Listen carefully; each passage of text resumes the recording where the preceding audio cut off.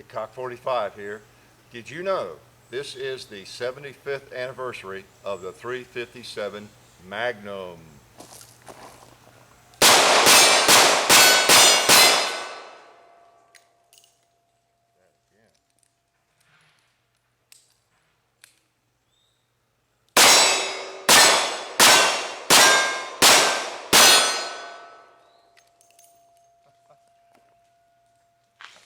Yep, the 357 Magnum. 1935 was the year Smith & Wesson brought it out. This is a 3-inch version right here. You've seen before, model 65, and a little bit smaller than the original 357 Magnum that Smith & Wesson brought out because it was an end frame. I think it was not called an end frame at the time, but that's the big one, the big frame that the 44 is based on now. And it was not referred to, I think, or designated the model 27, but later became that, so you may be familiar with that big old 357 Magnum revolver. Beautiful gun, beautiful gun. Then it was downsized later on in the Combat Magnum configuration, thanks to, I think, in large part to Bill Jordan. And he liked this gun right here, this particular size gun in a K-frame. And I'm not sure they even called it a K-frame at the time, but it was a Combat Magnum. And that was a beautiful, beautiful piece. As you can see, you're familiar with it. I've done videos with that one. And these are both K-frames, by the way. They do look quite different. Let's close them up and you can see how much difference something being in stainless versus blue, and then also having adjustable sights versus fixed sights, and a 4-inch barrel versus a 3-inch barrel. And then the 3-inch barrel on this baby is a kind of a bull barrel. And look at the end of it there a little bit. You see the difference in the thickness. This model 65 stainless gun is really nice. It has a shorter barrel. Probably with the added weight in that barrel, it's comparable to the weight in the 4-inch barrel, I would guess. So those are both K-frame size guns though. All right, quite a different look. So 357 Magnum. Some of the heroes of the 357 Magnum, I'll try not to make it a history lesson, but were Bill Jordan, of course, who was a Marine, border patrolman, gun rider. He did it all. He traveled around for the NRA and did all kinds of demonstrations and shooting, and just a great fellow, a big guy. He was almost as tall as I am, I think. And he loved this particular gun. He would do trick shooting with it at 4-inch Model 19. So he was the revolver dude of the era. And I guess from the 30s up into the 50s and 60s. I'm not sure what year he died, but then also we can't leave out good old Elmer Keith, because Elmer Keith was very instrumental in developing the cartridge, the 357 Magnum, and also, of course, the Keith bullet, you know, the semi-wad cutter. And that may not be exactly his semi-wad cutter, but you know, he's more or less responsible for the old semi-wad cutter type bullet. The one I started shooting when I got my first 357 Magnum, which was in '73. In fact, it was a Model 19, I may have told you that before, with a 6-inch barrel. There's that gun right there with a 6-inch barrel. Boy, I can't tell you how many times I shot it and reloaded and shot it again. Nice gun. People in my generation that got into shooting early, this was a primary cartridge, generally, it really was. I shot more of these than probably anything for 10 years, and as well as the 44, but a lot of 357 Magnum and 38 Special. You can shoot the 38 Special, and in fact that's what these are, cartridges. These are 38 Special cartridges. So you can shoot the 357 Magnum, which is a little bit longer, and then the 38. I think I've shown you all that before. And look at the case, not the bullet. See, the case on the 38 Special is just a little bit shorter. Bullets are different configurations, but that's kind of irrelevant. I have a lot of these round nose. This is nothing anybody would ever carry for defense, but I had a lot of those I bought for a 38 Super, and I discovered when I quit shooting it that they would work in this. So same bullet, 38, 38 Super, even the 380. There's not a dramatic difference in size among all those bullets. 38 Special and 357 Magnum, it's the same bullet basically. It's just in a longer case. So, a little bit of history there. Also, Patton carried a 357 Magnum, I think all through World War II. Because again, 1935 is when they presented themselves. They were quite the thing. When this, I know right now, if you're 30 years old or 25 and you look at these old guns, you may not get very excited about them when you see them in gun shops, gun shows, the old 357 Magnums, or even revolvers in general. But they really are fun to shoot, as you can tell from my videos and my shooting of them. I think, hopefully I convey that they're fun to shoot. And they're still very viable, actually. But if you're in my generation and you're walking around in 1970 and 75 and 1980, these are the guns you'd have been buying probably and been shooting. Really a versatile gun because you can use so many different cartridges in it, and you can load it to really, really hot pressures or pretty light pressures. And that was the thing about the 357 Magnum. When it came out in 1935, it was the hottest thing going. It was the first Magnum, and boy, it was the cat's meow. And it was really considered more powerful than the 1911 45 ACP, because you could really crank it up, and people did. And that big old in-frame Model 27 would withstand it. So very, very powerful gun. A lot of hunting went on with that gun when Smith & Wesson was bringing it out. They, I think with the pre-production models, that Major Wesson, I've read, went out and he killed game all over the country. He even killed a grizzly bear with it, just as a kind of proof of its power, what it would do, and to promote it, of course. So it was the, oh, I don't know. It was kind of the Desert Eagle of the day, you know, or the 500 Smith & Wesson, you know, of the day. And it was carried by police for decades. It really was, and a very popular gun. So the 357 Magnum, we're going to just, not get too long-winded, but this was really a popular cartridge for a lot of years, for many of us. And a lot of people, for a lot of people, it still is. A lot of fun to shoot. Let's now I brought out three guns that I have. These are my guns that are chambered for the 357 Magnum. I've had many. I've had Pythons. I've had Model 27s. Oh man, what else have I had? I've had them all. And this, I think I showed you at one point. This was Dad's. My dad's. This is a J.P. Siren's son, Hall's.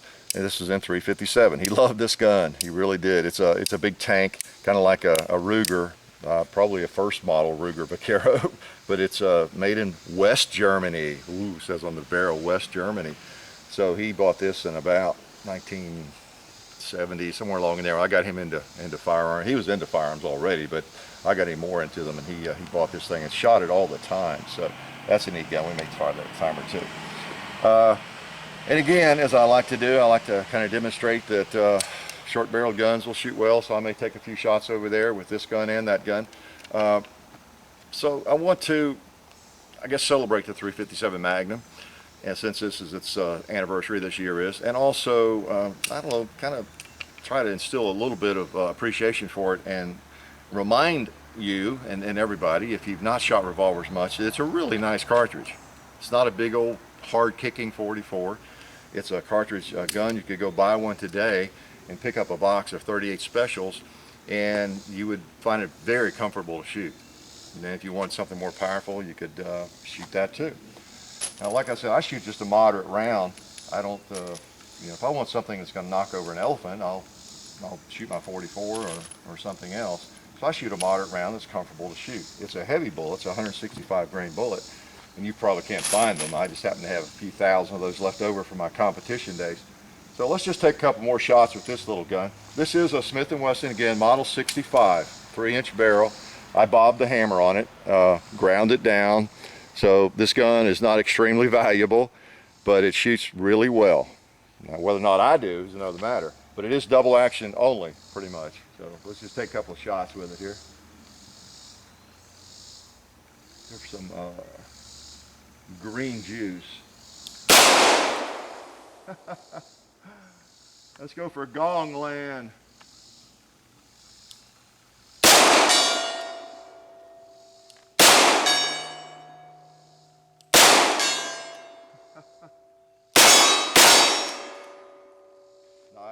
Nice. Put a few more in.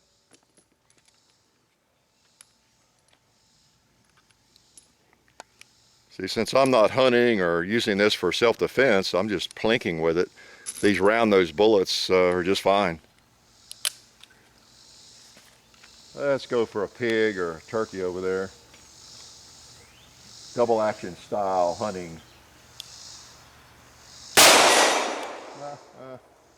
Two with one shot. I'll teach y'all how to do that someday.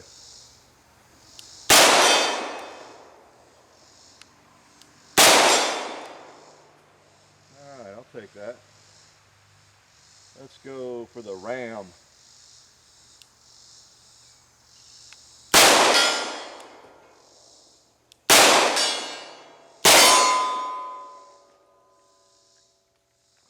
What can I say? What can I say? 3-inch barrel, hand loads, a lot of fun and plenty accurate. Now again, you notice that's a fixed sight. You know, that's a fixed sight. There's no adjustable sights on that. That's the way that thing came. And if it's not on, it's not on, but the generally fixed sights are. Now what I mean by fixed sights is there's nothing you can adjust there, okay? So, you know, a lot of people would look at that maybe that are not really gun savvy and think, wow, who'd want that? You can't even adjust the sights, right? So, but you see it still shoots pretty well. And that's with sweat pouring off my face and, you know, and there's a hurricane coming. And no, just kidding. But not about the sweat. Excuse me, perspiration, ladies. So that's a sweetie right there. If I didn't have another gun, if someone, I don't want to say that, but if I were to lose all my Glocks, all my guns, everything, and that's the only gun I had left, I would not be a very happy camper, of course, but I would be very well armed, both from a defensive standpoint and as far as fun on the range. I mean, if you can hit anything that's reasonable size out to 60, 70, 80, even 80 yards with it, with a gun like that, and it's not going to shoot apart, it's a very sturdy little gun, yeah, you could do worse, couldn't you? All right, enough about that one. Let's pull out the old 19 again. The Jordan Special. All right. Blue. Wouldn't you like to mess up a blued gun? The beauty of this is you can get them all full of powder residue and everything, and then they still clean up beautifully. And they're ready to look pretty after you get them clean. So let's close him up and take a couple shots with him.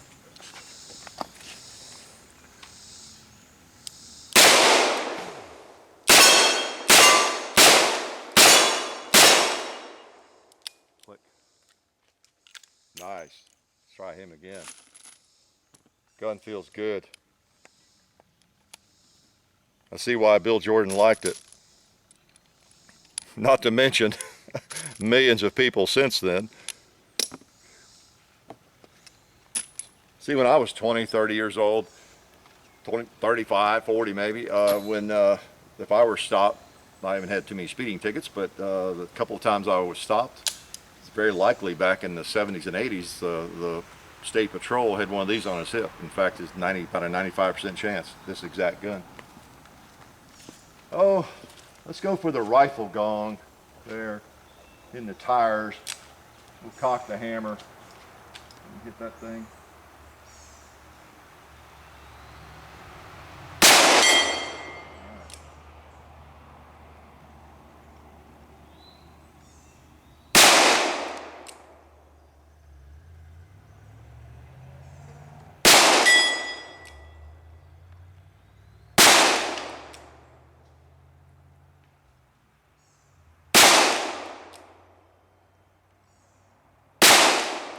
Okay, a little bit low, a little bit high. This gun makes you want to reach out and become a little more daring because it has such a nice trigger, and it is a 4-inch barrel. You get a little bit clearer sight picture. I'm going to try. I can't stop on a miss. I'm going to hit that that rifle gong before I quit shooting at it. There we go. Okay. Video or not, we don't stop on a miss. Let's go for a pig.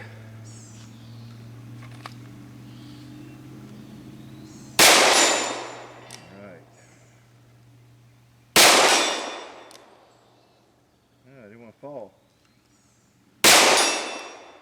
There. Took 2 to kill him.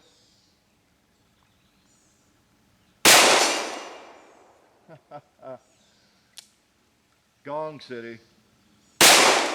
Whoop, went high. Nice. Okay. Model 19. That's a sweetie. You've seen me shoot it before. And again, I'm just kind of celebrating the anniversary. And reminding you that it is the anniversary of the 357 Magnum. So let's just take a few more shots. There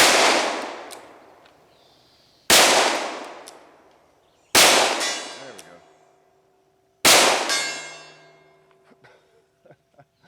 I was actually holding too low. I didn't realize it. So let's go for another pig over there. All right, nice.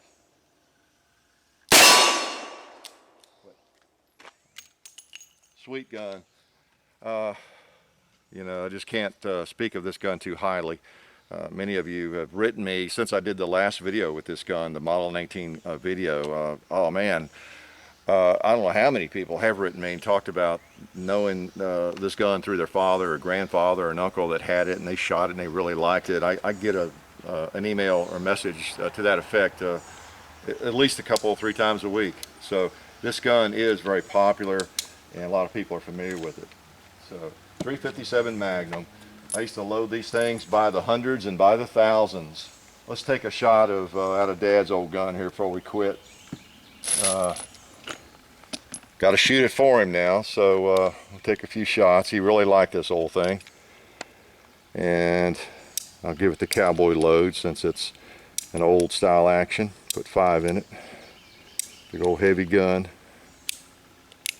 Yeah, I have no idea. I've forgotten where to hold on the sights. I had some sight paint on there, but it came off. Actually, some sophisticated sight paint. I think it was fingernail polish. That's what we used to use back in the day, by the way. Most of us would just grab some red fingernail polish or orange, and preferably not out of our own shaving kit, and we would just paint the sights, the front sights.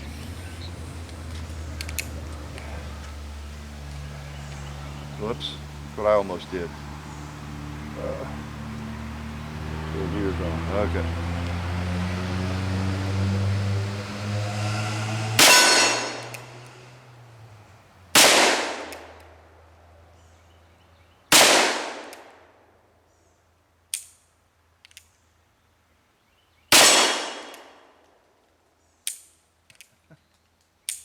Okay. Thought I had another round in there.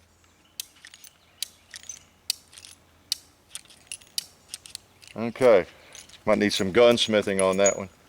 Let's try it again. Since I'm on the range, I'm going to put 6 in because I'm just going to cock it and shoot it. I don't normally do that, but I'm going to today with this 357. Okay, so I'm going to cock it and ready to go. Well,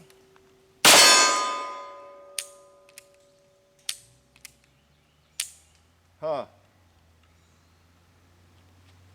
Looks like I need to do some smithing with Dad's old gun. It's never misfired for me before, and I'm not sure what's going on, but we'll figure that out, what that might be. Yeah, I don't see anything right off. I'm just going to lay it down here, and after the video, we'll do a little gunsmithing and see what's going on, because it's never done that before. I haven't shot it a great deal, but he shot it a ton. I've shot it a few times, and it's always, you know, fired fine. So it's not the ammo. That wouldn't happen. So we'll just let that go for right now. Almost wasn't going to shoot it, but I don't know. It's out here. I'm down to 357 or 357 Magnums. Probably over the years, there have been times when I've had maybe 6 of them, but these are the only 3 I really find in my possession right now. I don't use it for self-defense necessarily very much. You know, I mean, this one has been in a lockbox in a handy configuration at times. But these are mostly, you know, locked up in a safe or a lockbox. You know, and I rely on some other things to you know, if something goes bump in the night, you know, 45 caliber Glock, 870 Remington shotguns, and things like that.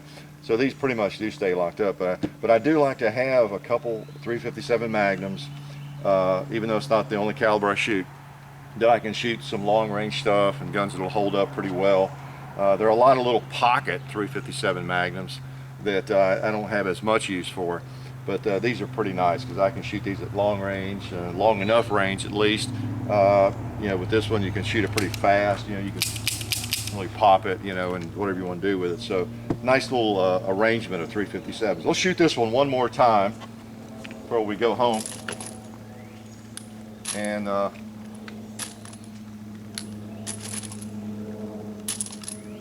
as we celebrate the anniversary. I think what I'll do is put this back in the holster, and I'll just pretend there's a zombie down here that's about to get me and sneaked up on me.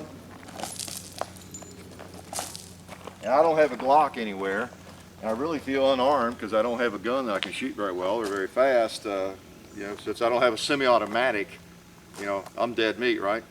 Well, maybe, you know, maybe not.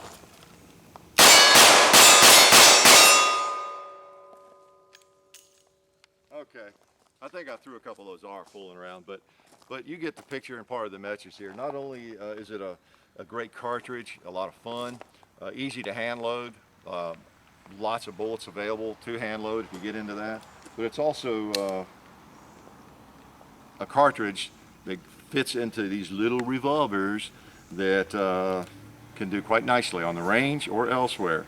So the 357 Magnum, thank you Elmer Keith, thank you Bill Jordan, and anybody else that was involved, Smith & Wesson, in the development of that cartridge. We appreciate it.